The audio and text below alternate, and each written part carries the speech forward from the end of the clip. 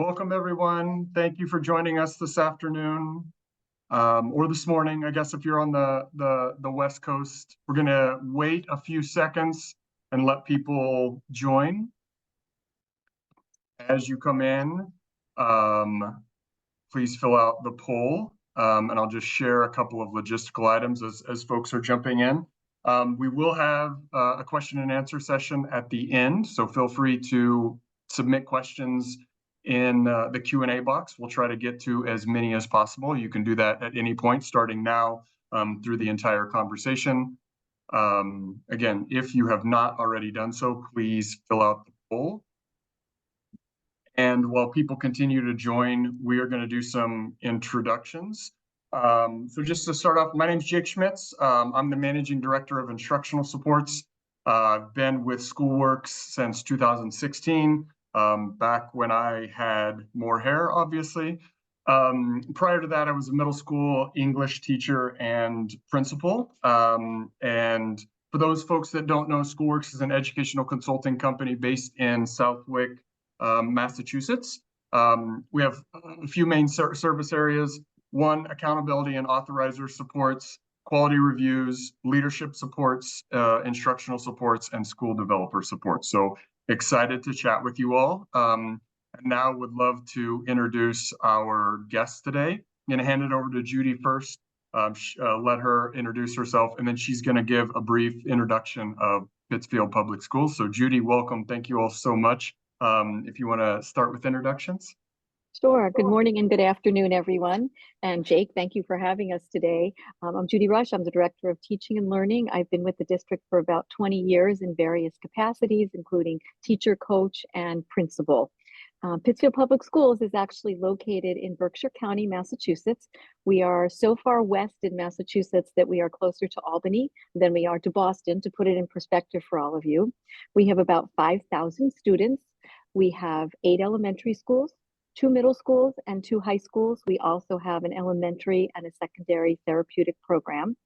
To give you an idea of our demographics, overall as a district, we have about 65% of our students who are considered economically disadvantaged. And we are classified as an urban district, yet not the way many of you would picture urban. We're actually located in the beautiful Berkshire Mountains. Beautiful Berkshire Mountains, for sure. Thanks, Judy. Deb, you want to go next? Sure. Good afternoon and good morning. My name is Debra Roloson. I've been an educator for 23 years, and I have been in the Pittsfield Public Schools for 18 of those years. I spent 17 years as a middle school teacher, 3 years as a special education instruction and accountability coordinator, and 1 year as an assistant principal of teaching and learning. I'm currently in my 2nd year as principal of Reid Middle School. And thank you for having me here today to speak about the science of reading at the secondary level. Thanks, Deb. Matt, you want to go next? Sure, absolutely. Again, good morning and good afternoon. Again, thank you for having us. We're super excited to be here. My name is Matt Bishop. This is my 28th actual year in the district. I did my student teaching here. I did a year as subbing. Then I became a teacher, a coach, a class advisor, vice principal, and then I've been the principal of both high schools, Pittsfield High School for 5 years and now Taconic High School for 6. So I'm super happy to be part of Pittsfield because that's really all I've ever known. So thank you all so much. Let's start us off.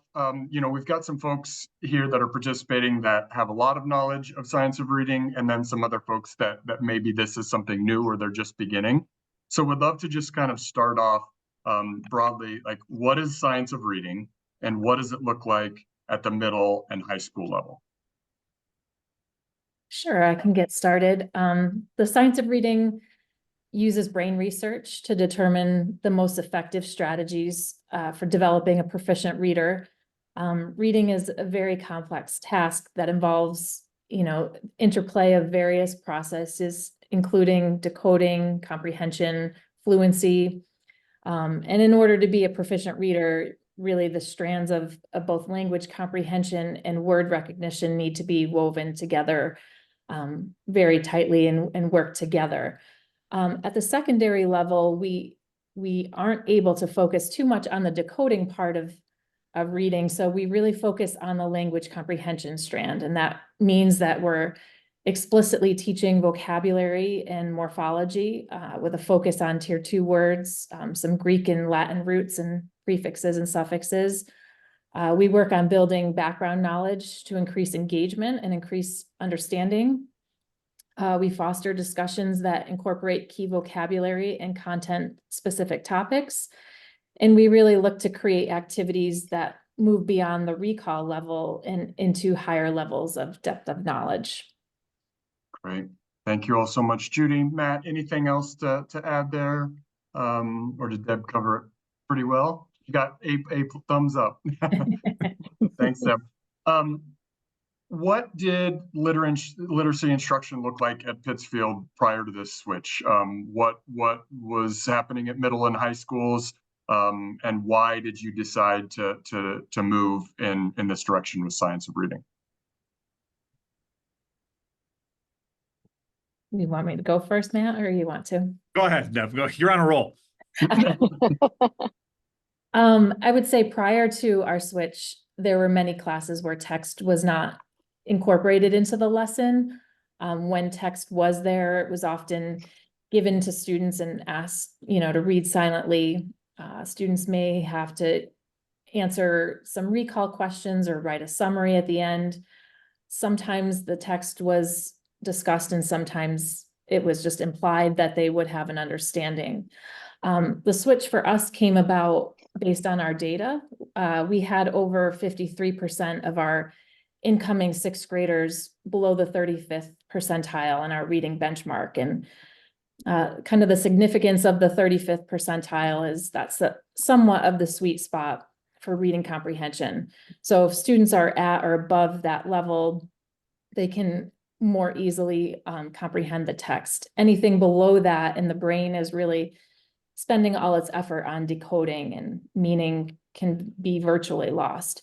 So knowing that more than half of our students fell into this category, we could no longer assume that they would be able to make meaning by reading silently. And so we knew we had to shift our practices. Great, thanks, Deb. Mm-hmm. Matt, go ahead. Is there anything? Yeah, and very similarly for the high school, I think we were also saying, historically, I think our teachers just assumed everyone could read. And that's kind of how we operated, right? We're going to, hey, go home and read this and we'll answer questions or talk about it tomorrow. It was very traditional in that sense for a long time. And it became, very obvious that our students weren't able to do that. And then it just became this frustration. And we can talk about it a little more later when we talk about kind of what we did steps, but there was this overwhelming sense of frustration that, what do we do? So we started to dig into the science of reading and, the things Deb talked about, teaching vocabulary specifically, academic language, and all the strategies we started to embrace, I think gave teachers a sense of that they had some sort of control over this, right? And so our data, and for us at the high school level, I will talk about the assessing we did at Fastbridge was game changing for us. Because it gave us that data that we needed, that we never had. We just were working off assumptions and feelings, and this student wouldn't do the homework, and we had to figure out why. And but it's been game changing for us to actually use the data and then use the strategies. And Matt, I think at one point you mentioned that you were skeptical at first, and would love to, if you wanted to, because I think it's really compelling. Like if you just want to share, like what was the tipping point for you, or what was the aha moment where you're like, oh yeah, we need to make this change? Yeah, and in the beginning, remember I said I was a teacher in the system, and I was a product of it, right? Like I was that teacher that I taught history and psychology and sociology and every other thing in a history department, and it's very text heavy, right? And I would always just send kids off to read. We'd read books, and I'd have the kids not do them. So I was part of that, where I just expected them to be able to read. And I'm not a reading teacher. I'm a history teacher. I'm here to teach you, whatever. And and so so this was not my area of expertise at all. And when I became principal, and now we're looking at the data, and we're looking at our scores, and we're looking at how to help our students, and this general sense of frustration that our kids aren't reading, that became sort of the first way I started to look into this. And the thing that cemented it for me because I kept saying, how do I get teachers to teach reading? Because like me, many people said, I'm not a reading teacher. I'm a high school teacher. I'm here to teach the content. I actually am a little bit of a Zaretta Hammond disciple. I think she's brilliant, and I read all her stuff. And I got the opportunity to see her speak at one point around cultural responsive teaching. And I had marked up my book. I believe in all the strategy. I was ready to hear, and she said something that I have not forgotten in that the time I was able to get her to speak. And she was talking about cultural responsive teaching. She said, she looked right at us, and I feel like she was looking right at me, but she probably wasn't. But she looked right at us and said, if you want to be the best culturally responsive teacher you can be, teach kids to read. And she stopped, and the room went silent, and she looked again and said, teach kids to read. And that where it really cemented to me, like, okay, we have to do something about this. We can't just continue on and say, well, can't teach kids now. It really cemented it for me, and that made me sort of look at it totally differently and dive into learning more about this, because like I said, this was not a strength for me. Great. I'm still learning a ton. Yeah, for sure. Thank you. Thank you for sharing. Judy, any other context just in terms of the district level of like why you all made this switch? Is there anything else that you would add to this?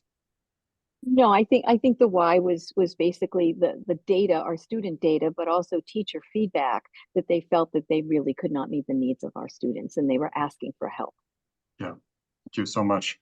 Okay, let's talk about that transition. What were your initial steps? I know you've been immersed in this work for the last 3 or 4 years. What has that looked like? And would love to just kind of hear about your journey. So walk us through, you've made the decision to kind of move in this direction. What did it look like? And before you answer, sorry, I just want to, for the participants, we've got a slide here at the end where our guests here are going to share some resources here over the next few minutes. And so we've got those listed out on a slide for you. So you're obviously welcome to write them down, but we will share those with you at the end too. So I just wanted to let you all know about that. But again, Pittsfield team, talk us through your transition. What did this look like? I'll start at the district level, and then we can filter down into the school level. I think so. We received a planning grant from the Department of Elementary and Secondary Education, and it was to take a look at literacy in our schools. And we brought a team of educators together. It was primarily elementary, but we did have secondary representation. And we made some decisions, and basically it was to begin to go back to focusing on the science of reading and building the capacity of our educators. So year one, we put this in our district improvement plan. It was called the literacy bucket, and we started to provide some intensive professional development in our elementary schools.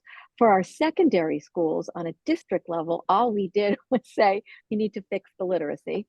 But we did bring in a speaker, Natalie Wexler, who spoke an awful lot. She wrote The Knowledge Gap, and she spoke about background knowledge. And that background knowledge piece that she referred to was something that we felt that all of our secondary educators could hang on to. Our students needed to build their background knowledge to be able to comprehend text better. And she also referred to that would also be vocabulary. So it's, as Matt referred to, there was the dive in vocabulary. So we kind of left the secondary schools like, go ahead and do it. So then year two, we wrote the second year of our district improvement plan, and we asked the secondary principals for feedback. And the feedback was, we want science of reading training as well. We need to have this PD. So we brought in the presenter to just kind of give an overview to the administrators first. So they weren't hearing this all for the first time, when their teachers heard it. And the presenter was, she was very engaging. She was a little bit different. And I was sitting across from Matt, and Matt was just kind of staring at her, nodding nicely. And all of a sudden she said something. I don't even know what it was, Matt. And Matt grabbed out his line pad and he started writing down. And I thought, oh my goodness, Houston, we have liftoff. Like there's been a connection made, and then when we walked out, I said something to him, and Matt said, that's what we were missing. That's what we needed. So we went from there to beginning to have PD for the secondary schools. I can't say the PD went well.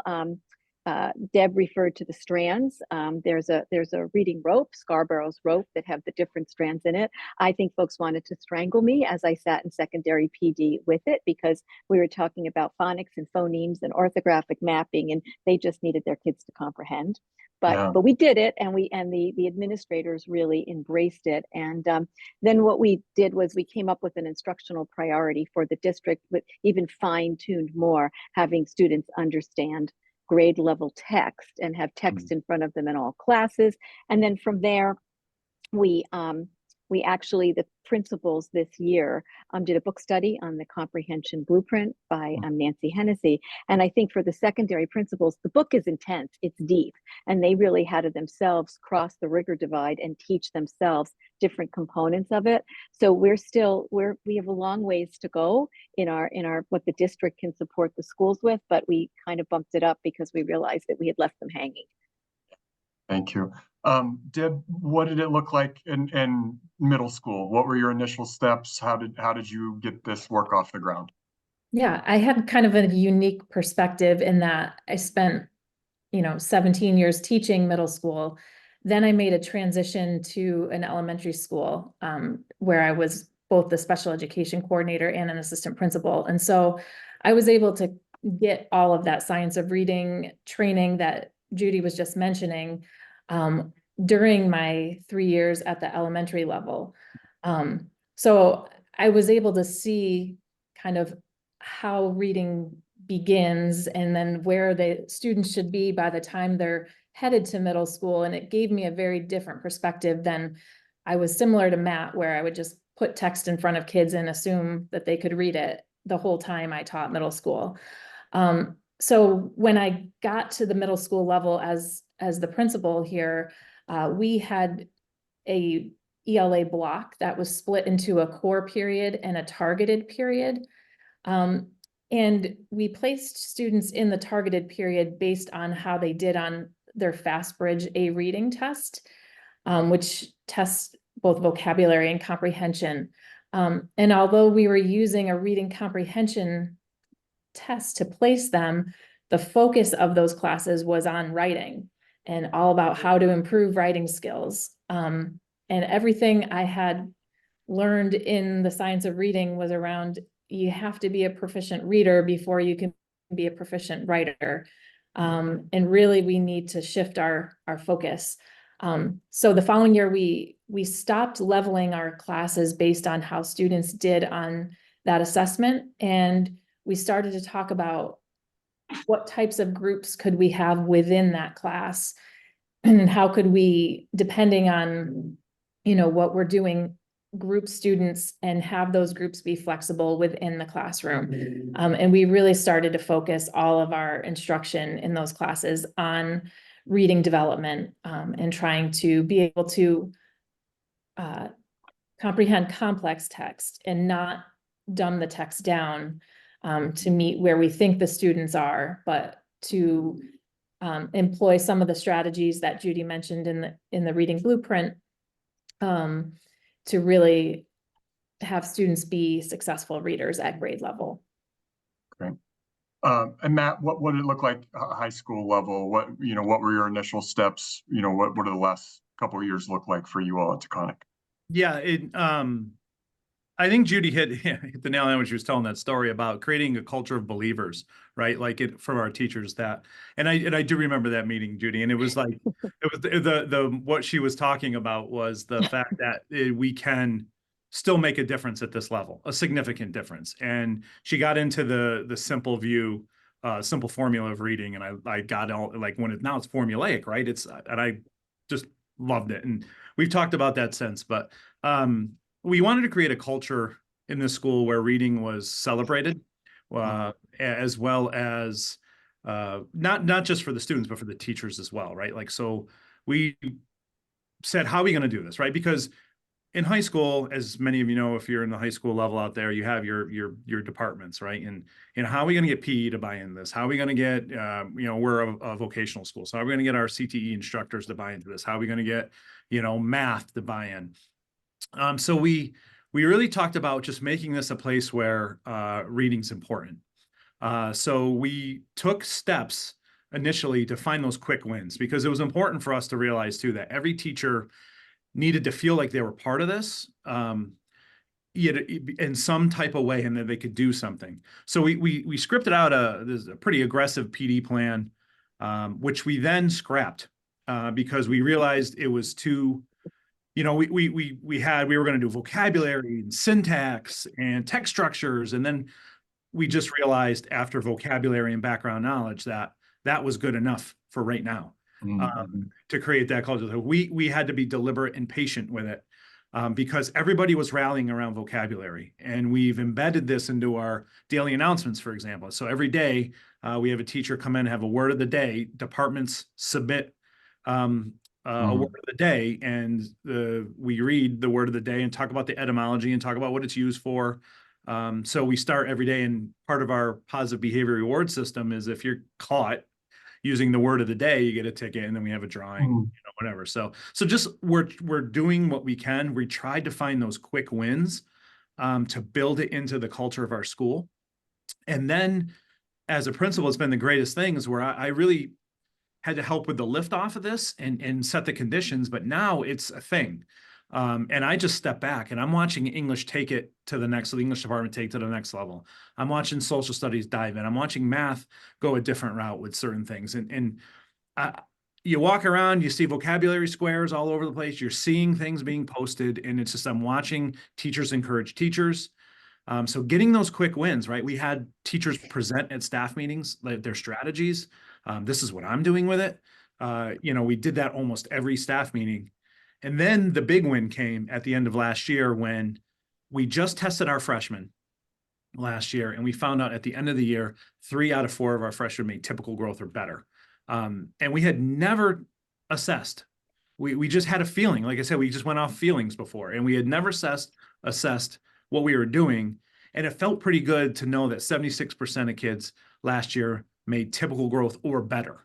It felt real good to be able to stand up this year and say that.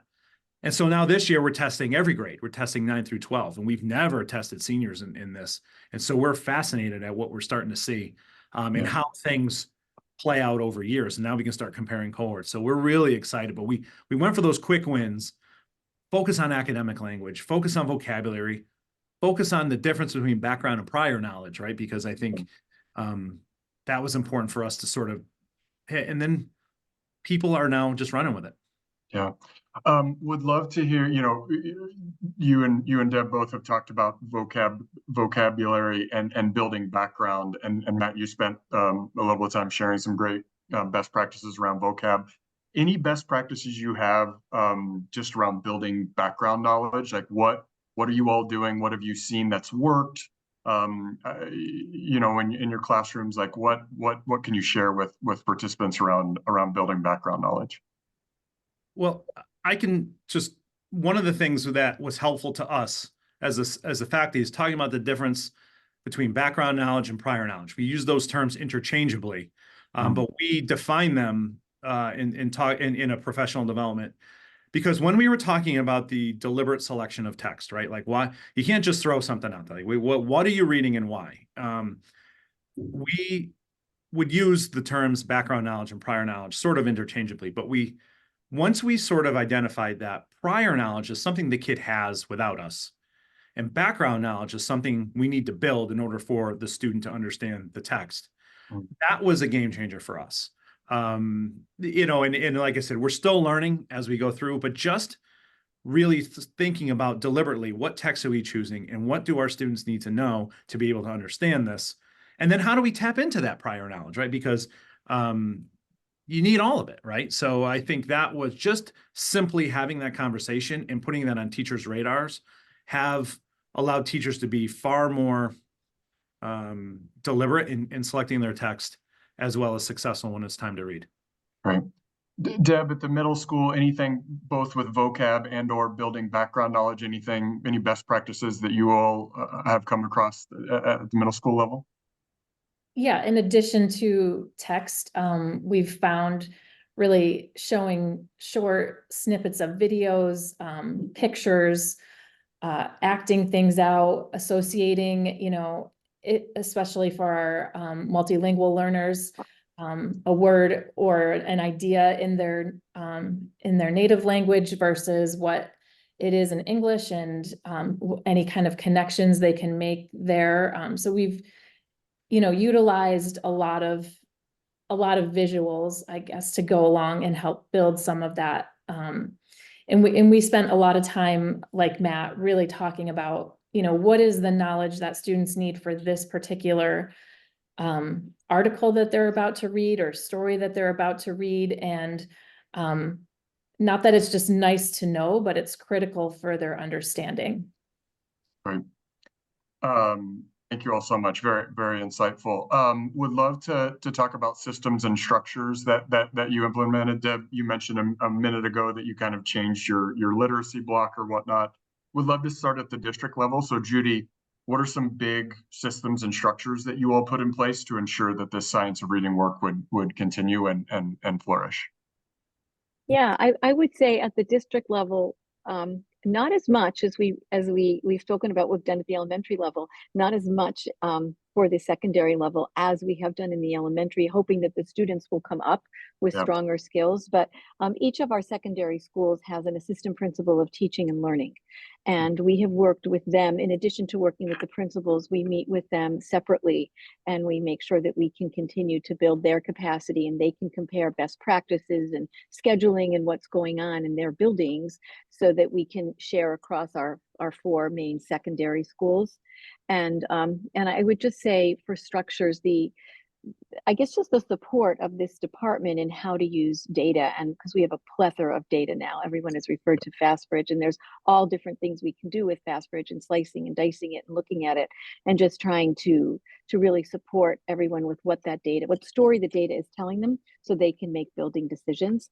And the other thing we did with data this year, this was the superintendent wanted us to do it. For the first time, we actually did oral reading fluency, which is something you would typically do on an elementary student. We did it on all of our 8th graders and all of our 9th graders.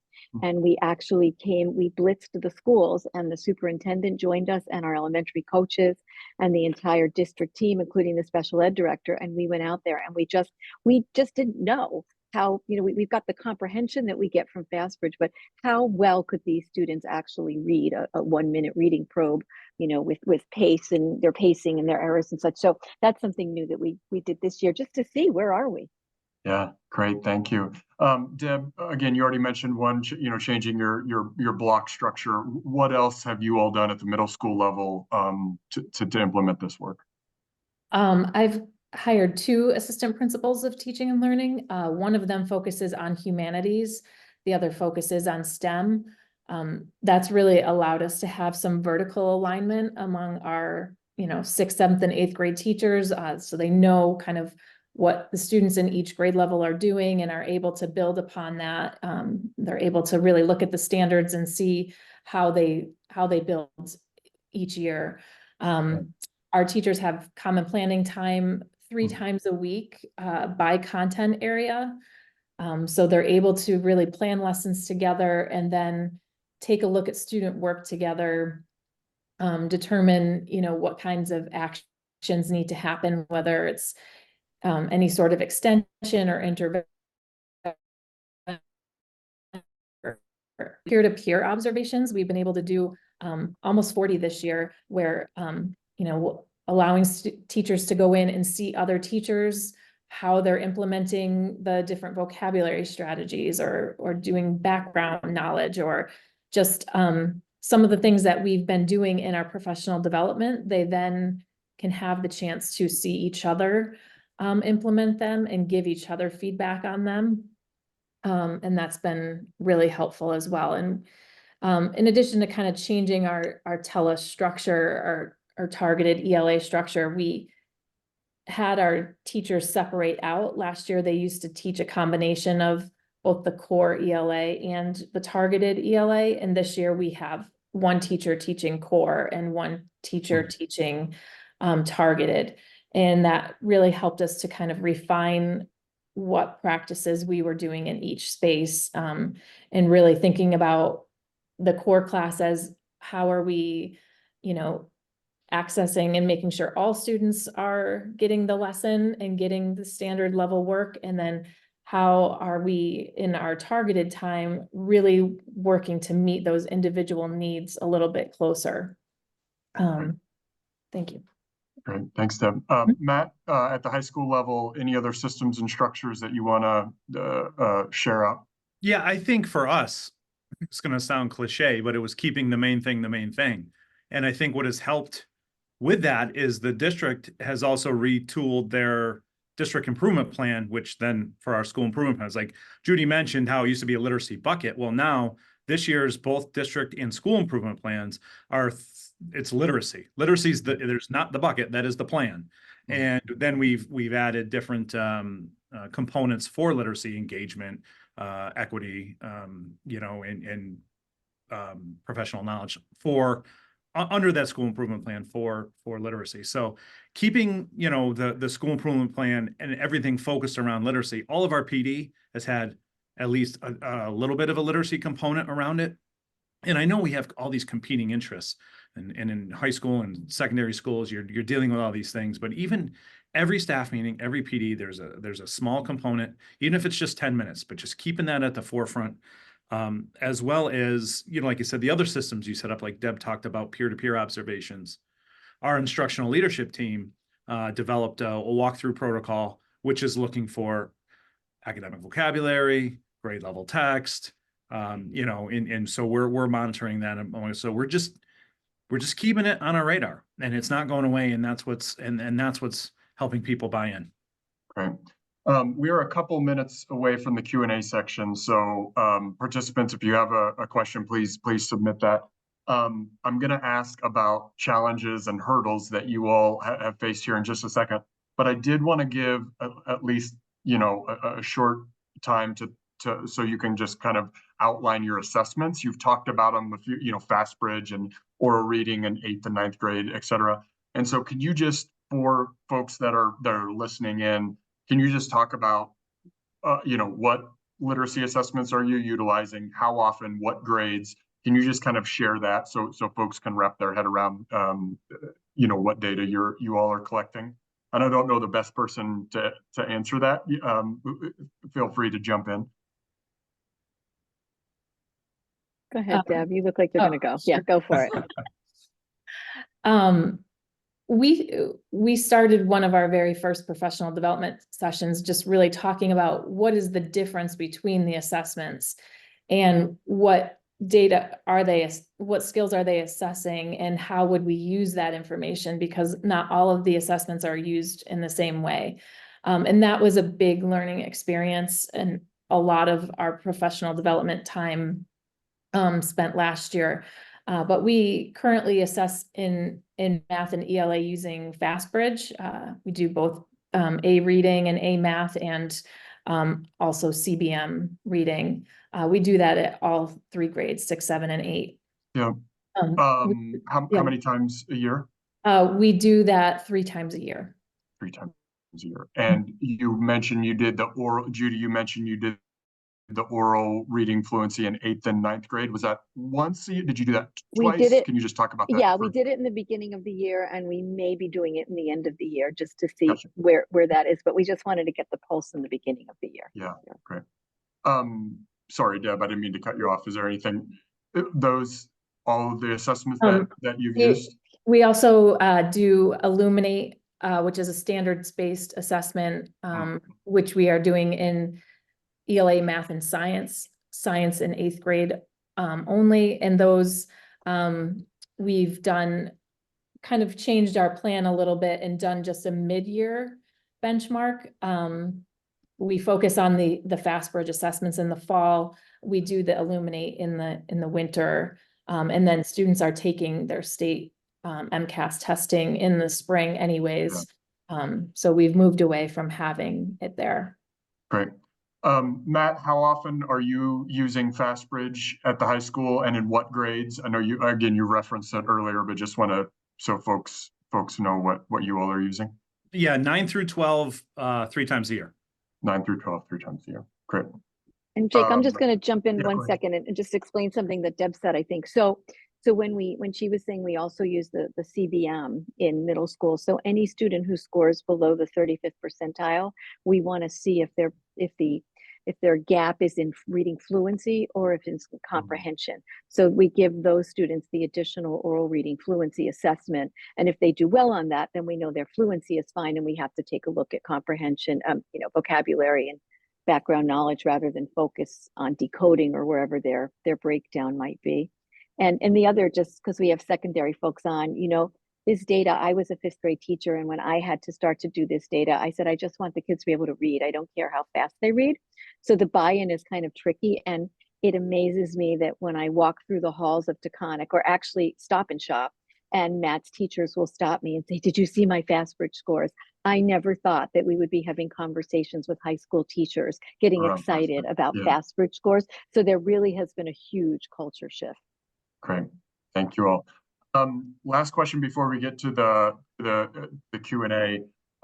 Challenges or barriers that you faced, what all do you wish you knew 3 and 4 years ago that you know now? Like what, just some advice for folks that are starting this work. What are the biggest challenges and barriers that you've faced? I think for me, as I mentioned before, I was not familiar with the science of reading at all in any way, shape, or form. And it almost got to a point where I was too intimidated to really throw myself into it. So try, learn, and be learners with your staff. Like I learn alongside them, and I bring in people who know when it's time to teach. And we learn together. And I think the conversations and that we facilitated because of that learning together have been what ultimately has broken down some of the resistance around, maybe implementing some of these strategies in class. Thanks, Matt. Deb, any advice, challenges, barriers that you've faced? I think the biggest challenge or barrier has just been teacher mindset, and a lot of, I'm not a reading teacher, I'm a math teacher, I'm a science teacher, I'm a social studies teacher. I have so much content that I have to cover. How am I ever going to fit this in? Matt talked about trying to get a small win. I think really focusing on vocabulary and background knowledge has been a win that everyone can see. And really just trying to build the belief that one ELA teacher can't do it all, that we all really have to be a part of it. And, being a part of the professional development and allowing teachers to teach, and for myself to be a participant in their session and in their small groups, I think has shown that we all are part of helping students become stronger readers. Great, thank you. Judy, anything on the district level that a challenge or barrier that you faced, and any best practices to overcome that? Yeah, I think on the district level, I would never discount having science of reading or reading instruction for secondary. When you're starting to roll something out, I wish that I had supported the secondary schools early on. I wish I had put coaches in the schools so that we could have really helped build a cadre of support for them. The work the leaders have done has been absolutely amazing, but a lot of rolling up their sleeves and figuring out a lot on their own. And I think I wish I had given them more support early on. Yeah. Thank you all so much. Just want to remind folks, if you have questions, can put those in the Q&A box. I'm going to pull up this next slide here. It just shares Pittsfield's partners and resources, so you can record those. A question that came up, and you all referenced it a little bit, but just like students who have IEPs, students who are English language learners, students who need additional support for whatever reason, like any system structures or best practices that you all are utilizing to help support kids who need additional support at the secondary level?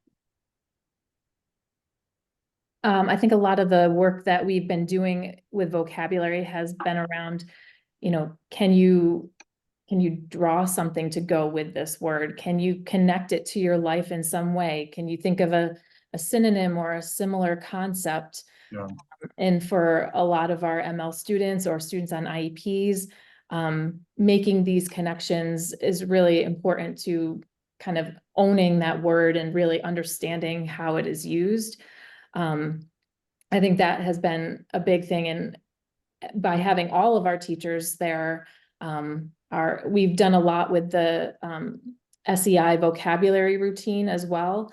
The 7-step vocabulary routine, we've used that quite often with every teacher, try to build it into every classroom. And again, not just depend on the ML teachers to teach that in their classes, but that it's something that we're all doing in every classroom.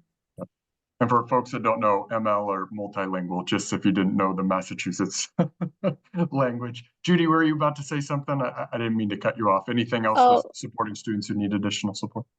Oh, I was kind of nodding and agreeing with Deb, to tell you the truth. But the other thing that we did was our special education, we call them instruction accountability coordinators, but team leaders basically, who's responsible for the IEPs, but also for some coaching of teachers. We also had them go through, as well as our multilingual learner teachers, ESL teachers, go through the science of reading boot camp training, at least, if not all of the things, so that we could make sure that they were understanding the ways that we're trying to support them and write that into the IEPs as well. Right. Matt, any at the high school level, anything else to share about supporting students with IEPs or students who are English language learners? No, very similar to what Deb said. We sort of build on that at the high school. And I think that's a good point, though, particularly around vocabulary. I know we've talked a lot about that today, but it's not just matching, right? It's not, here's the word, here's the definition, Matt, there are multiple strategies when you dig into learning about vocabulary that do, like Deb said, act out, draw. How does it relate to your life? Use in a sentence. So embracing all of the strategies we learned around vocabulary has helped as well. A question here around amount of time, expectations around time spent with vocab and or building background knowledge. Is there a suggested amount of time? Do you all have that or communicate that to your teachers? Is that a discussion that you have? Like, I'm a 9th grade history teacher. I need to spend X amount of time on vocab, X amount of time on background knowledge. Is there, like I said, suggestions with that? Do you all talk about that, or how do people, your teachers, kind of wrap their heads around that? So we the three of us had the pleasure of going to a prioritization institute last May, where we talked about what the district priority should be, district instructional priority. And so we were part of a team. When we talk about keeping the main thing, one of the things I really appreciated about the district support here was they kept it the main thing. And we wrote a district instructional priority that said in every, K through 12 or pre-K through 12, every student, every class will have grade level text in front of them. And so there's a lot of other words in there, but that's the summary. So the answer, I guess, to that question is as much as you need to help students deal with that text in front of you. So pretty much every day. Great. We are up against time. Thank you all so much. You all are doing amazing work. And this has been eye-opening, and I've learned a lot, and I know our participants have as well. So appreciate you spending time out of the middle of your day to chat with us and sharing. Thank you, participants, for joining us. We will have this information up on our YouTube page, and if you want to reference it, if you have any questions about science of reading or any of the other supports that we offer at SchoolWorks, please feel free to reach out. Thank you all so much, Judy, Deb, Matt, great to see you.